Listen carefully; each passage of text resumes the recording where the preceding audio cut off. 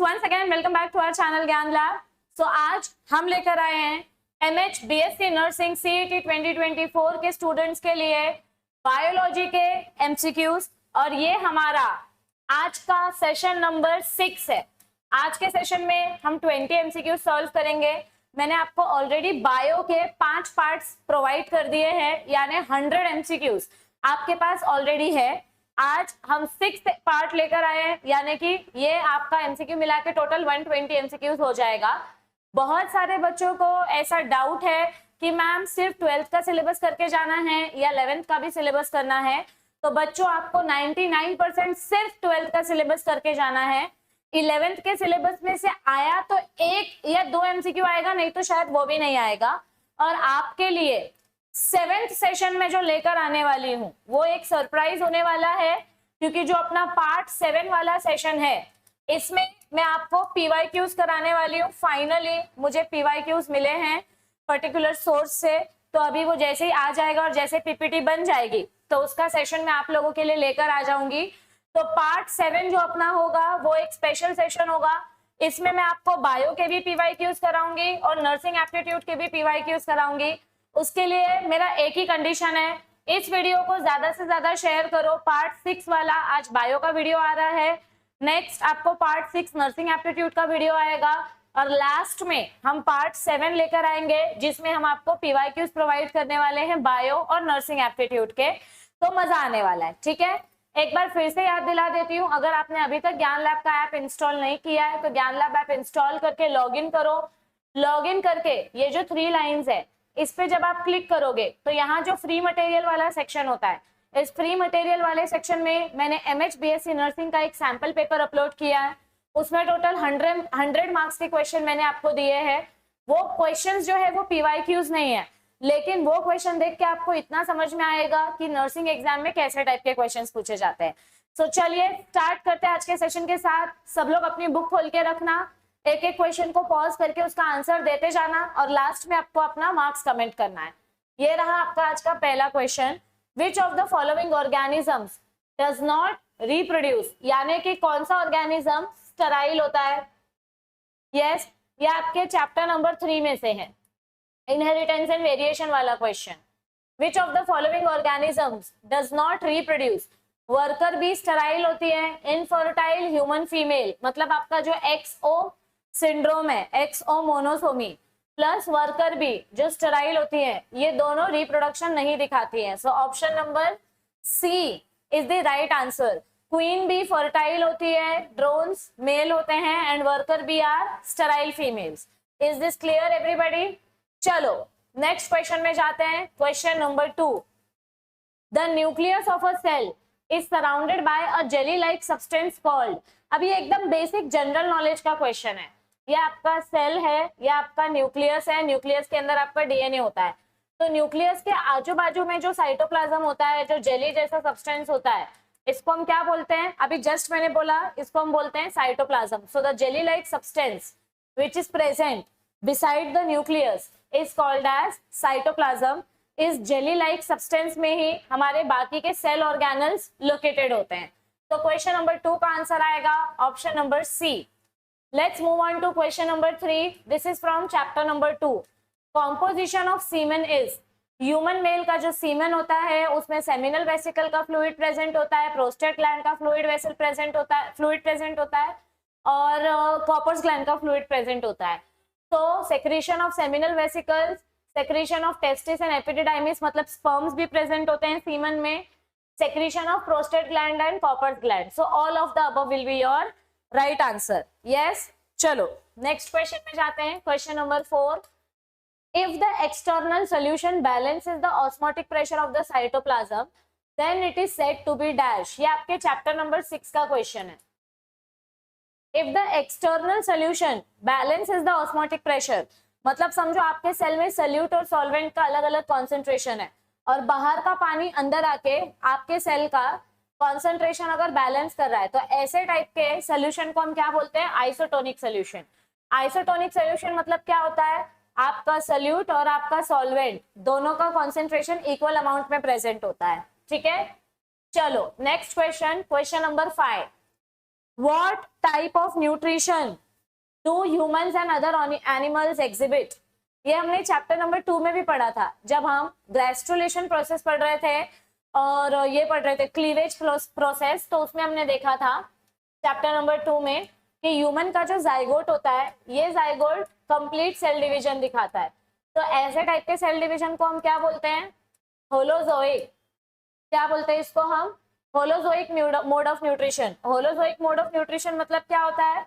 Heterotrophic nutrition. इसमें आपका cell पूरी तरीके से डिवाइड होता है and they can not digest their food outside the body. इसमें आपका ऑर्गेनिज्म पूरा खाना खा के फिर उसको डाइजेस्ट करता है, intracellular digestion.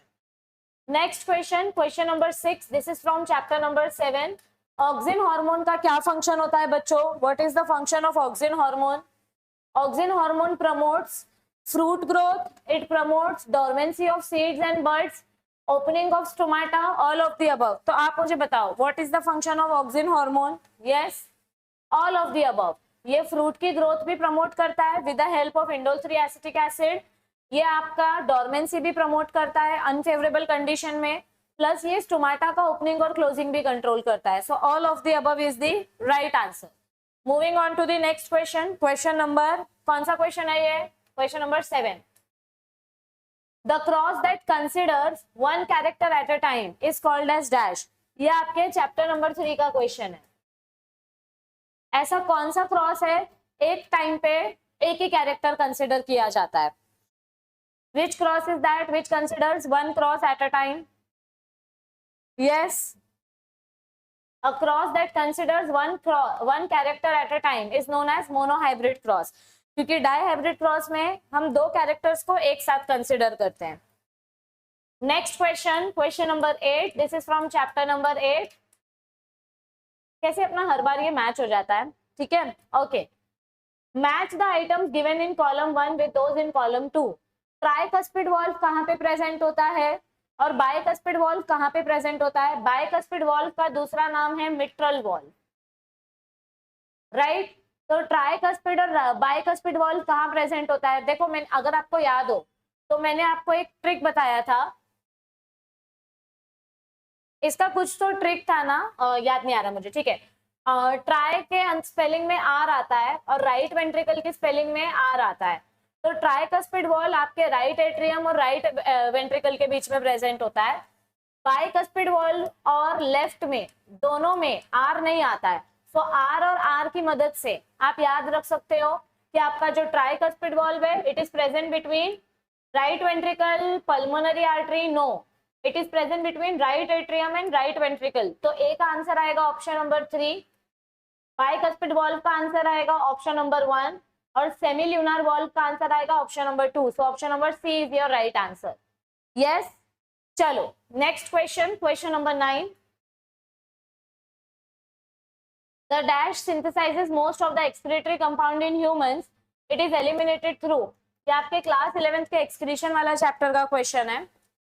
The dash synthesizes most of the excretory compound in humans. सबसे ज्यादा excretory compound कौन प्रोड्यूस करता है? अपना excretory organ.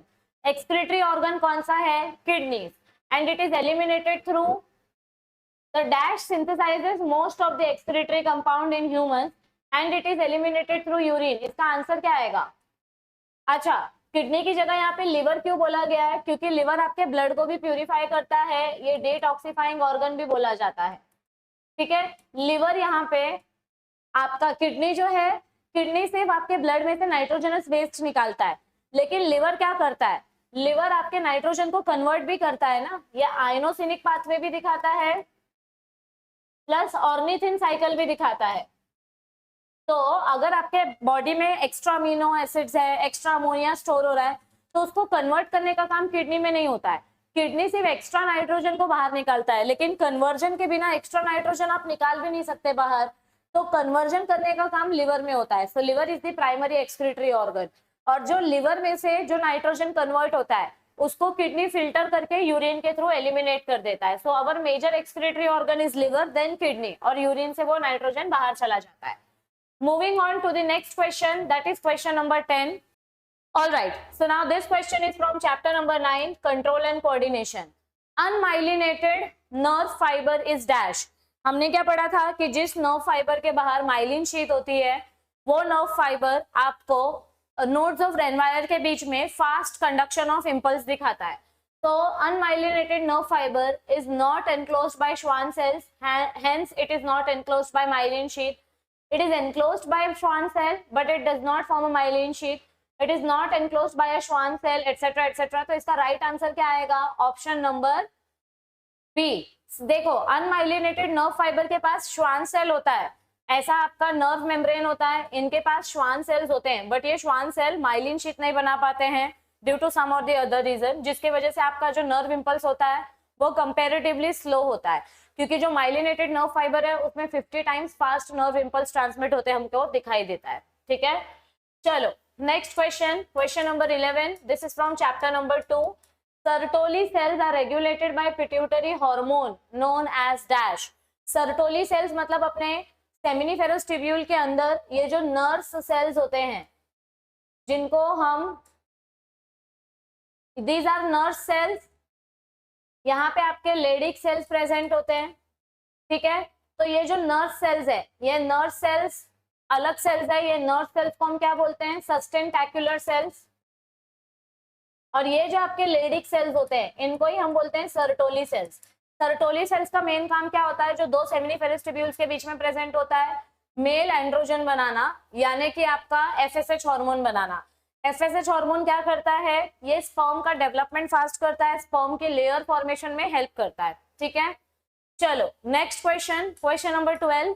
A few statements describing certain features of reproduction are given below. तो ये भी आपके चैप्टर नंबर 2 से है. आपको इसको proper I think select the options that are true for both asexual and sexual reproduction. आपको इसमें से सेक्सुअल और असेक्सुअल रिप्रोडक्शन के लिए कौन से स्टेप्स करेक्ट है वो चूज करके बताना है. असेक्सुअल रिप्रोडक्शन में गैमेट फ्यूजन का कुछ लेना देना नहीं है. Transfer of genetic material takes place in both the reproduction, correct. Reduction division takes place, this is wrong. Asexual reproduction में आपको सिर्फ मल्टीप्लीकेशन डिवीजन देखने मिलता है, मतलब सिर्फ माइटोसिस होता है, उसमें मियोसिस नहीं होता है. So your option number C is wrong. Next, progeny has some resemblance with the parents, this is also right. तो option number 2 and 4 are correct statements. 1 and C मतलब A and C are incorrect statements. Moving on to the next question, that is question number 13. Pollination between flowers.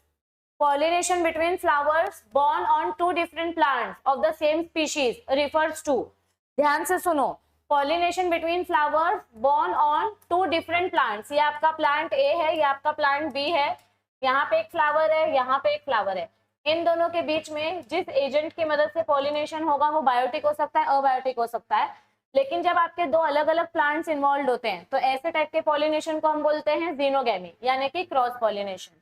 और इसके लिए दूसरा नाम क्या है? Allogamy. तो ये भी याद रखना. ठीक है, next question, question number 14. This is from chapter number 2, animal reproduction. Recognize the figure and find out the correct matching.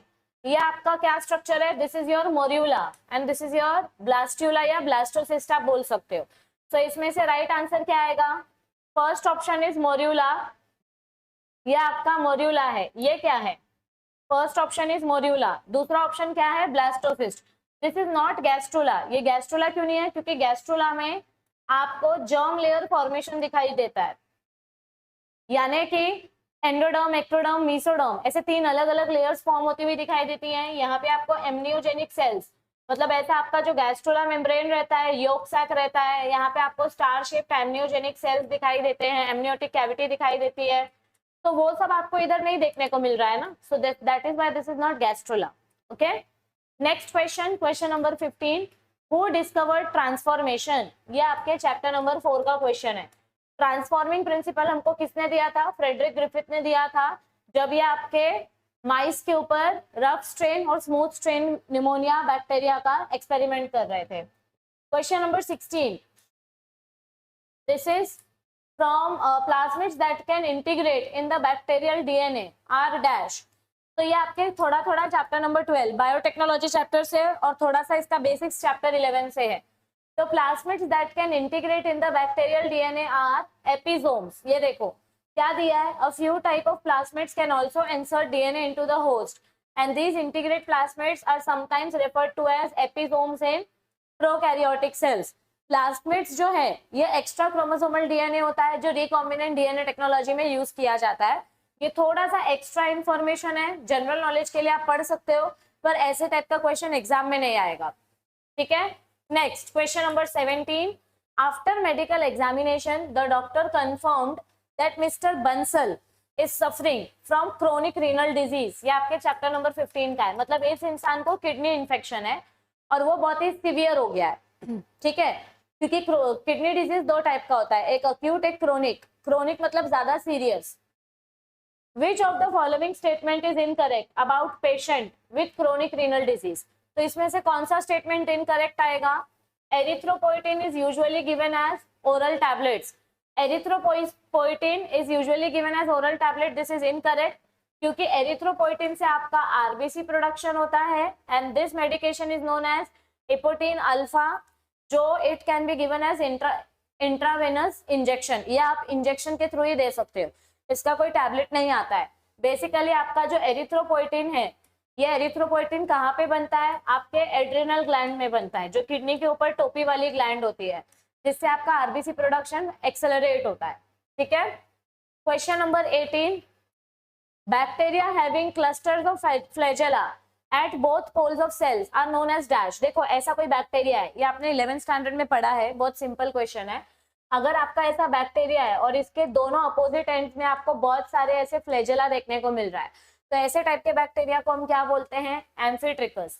एम्फीट्रिकस में क्या होता है? बैक्टीरिया के दोनों पोल्स में आपको फ्लैजेला देखने को मिलता है, जिसकी वजह से उसकी मूवमेंट फास्ट हो जाती है।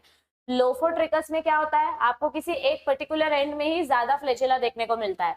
पेरिट्रिकस में क्या होता है? बैक्टीरिया के पूरे बॉडी में फ्लैजेला होता है। और मोनोट्रिकस में क्या होता है? बैक्टीरिया के पास सिर्फ एक ही फ्लैजेला होता है। ठीक है, चलो next question, question number 19। Which one of the following statement is not correct with regard to genetically modified organism? So which of the following statement is not correct? ये आपके चैप्टर नंबर 12 बायोटेक्नोलॉजी चैप्टर का question है। In this technique, a gene from one organism is isolated and transferred to the cell of other organism. This is correct. This technique has application only in plants. This is incorrect क्योंकि हमने पढ़ा है बहुत सारे animals के ऊपर भी ये टेक्निक यूज किया जा रहा है। तो दिस स्टेटमेंट इज इनकरेक्ट, बाकी सारे स्टेटमेंट्स करेक्ट है। And the last question of the day, ये आपके चैप्टर नंबर 1 का क्वेश्चन है। इन Vallisneria pollination occurs dash. Vallisneria में पॉलिनेशन कहाँ होता है? पानी के नीचे, यानी कि वैलिसनेरिया में हमको हाइपोहाइड्रोफिलस टाइप ऑफ पॉलिनेशन देखने को मिलता है। इन वैलिसनेरिया पानी के नीचे प्लांट होता है, उसका जो फीमेल रिप्रोडक्टिव पार्ट होता है वो टेम्पररी पानी के सरफेस पे आता है, और जो पोलन ग्रेन होता है उसकी स्पेसिफिक ग्रेविटी पानी से कम है, इसीलिए पोलन ग्रेन पानी के सरफेस पे आके तैरने लग जाता है। तो ये पानी में होता है बट पानी के सरफेस पे होता है, यानी एपीहाइड्रोफिलस, नॉट हाइपोहाइड्रोफिलस। हाइपोहाइड्रोफिलस का एग्जाम्पल सी ग्रास आएगा, एपीहाइड्रोफिलस का एग्जाम्पल वैलिसनेरिया आएगा। तो ये डिफरेंस याद रखो। ठीक है, चलो तो आई होप आज का सेशन काफी इजी लगा होगा आपको। अगर आपने अभी तक ऐप इंस्टॉल नहीं किया है तो फटाक से ऐप इंस्टॉल करो। हमारा जो फ्री मटेरियल वाला सेक्शन है, फ्री मटेरियल वाले सेक्शन में जाके सैंपल पेपर चेक करो। 100 एमसीक्यूज आपको सैंपल पेपर में दिए गए, फिजिक्स, केमिस्ट्री, बायो, इंग्लिश और नर्सिंग एप्टीट्यूड के। अगर ये वीडियो आपको हेल्पफुल लगी है तो इस वीडियो को ज्यादा से ज्यादा शेयर करो अपने फ्रेंड्स के साथ, वीडियो को लाइक करो। चैनल पे अगर आप न्यू हो तो चैनल को सब्सक्राइब करो। आपके इंजीनियरिंग के लिए कौन से डॉक्यूमेंट्स चाहिए, आपके फार्मेसी के लिए कौन से डॉक्यूमेंट्स चाहिए, इसका already counselling session Ajay sir ने स्टार्ट कर दिया है। तो अगर आपका एक भी डॉक्यूमेंट मिसिंग हुआ तो आपका एडमिशन प्रोसेस रुक जाएगा, इसीलिए जल्दी जल्दी जाके डॉक्यूमेंट्स वाला वीडियो देखो। जिसके पास डोमिसाइल सर्टिफिकेट नहीं है या कोई भी डॉक्यूमेंट मिसिंग है तो फटाफट से वो डॉक्यूमेंट्स बनाना स्टार्ट करो ताकि आपके एडमिशन प्रोसेस में रुकावट ना हो। और सेम डॉक्यूमेंट्स नर्सिंग के स्टूडेंट्स के लिए भी लगता है, तो फटाफट से जाके डॉक्यूमेंट्स वाला वीडियो देखो, चैनल को शेयर करो। और इस वीडियो में अगर 1K लाइक्स होंगे तो मैं आपके लिए PYQ वाला वीडियो जल्दी लेकर आऊंगी। तो चैनल को ज्यादा से ज्यादा शेयर करो। आपका ये टारगेट है कि आपको इस वीडियो में 1K लाइक्स कंप्लीट करने हैं, तो ही मैं PYQ का वीडियो लेकर आऊंगी, नहीं तो नहीं। ठीक है, सो मिलते हैं जल्दी। Bye bye, all the best, take care, see you soon.